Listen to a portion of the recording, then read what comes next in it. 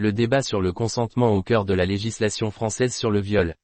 La France s'apprête à débattre d'un sujet délicat mais crucial, la redéfinition du viol dans le code pénal pour y intégrer explicitement la notion de consentement.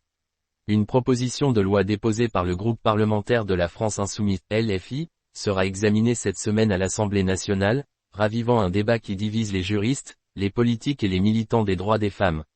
Un vide juridique dénoncé. Actuellement, l'article 222 à 23 du Code pénal définit le viol comme « tout acte de pénétration sexuelle, commis par violence, contrainte, menace ou surprise ».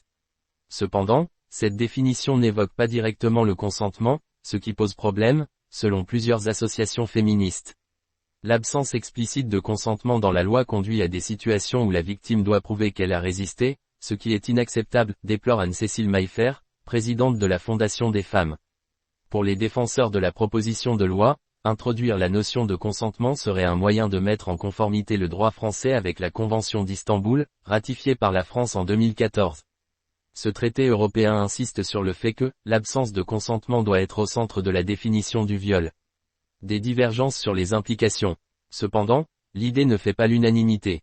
Certains juristes et parlementaires estiment que cette modification pourrait rendre les procédures judiciaires encore plus complexes. Le consentement est une notion subjective et difficile à prouver en l'absence de témoins ou d'éléments matériels.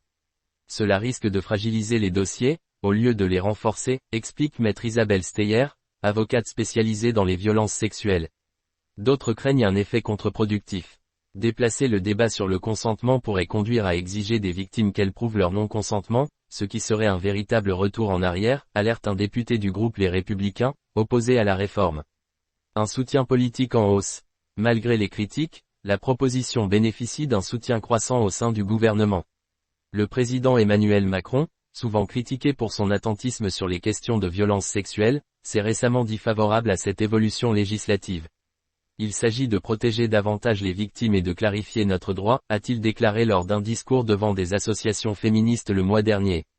Le ministre de la Justice, Éric Dupond-Moretti, a toutefois tempéré les attentes en soulignant la nécessité de garantir un équilibre entre les droits des victimes et ceux des accusés. Une loi, aussi ambitieuse soit-elle, ne doit pas fragiliser les principes fondamentaux de notre justice pénale, a-t-il rappelé. Une décision attendue. Le texte sera débattu en commission des lois ce jeudi, avant un éventuel passage en séance publique. Quelle que soit l'issue, ce débat promet de marquer un tournant dans la lutte contre les violences sexuelles en France, tout en posant des questions fondamentales sur la manière de concilier justice et protection des droits humains.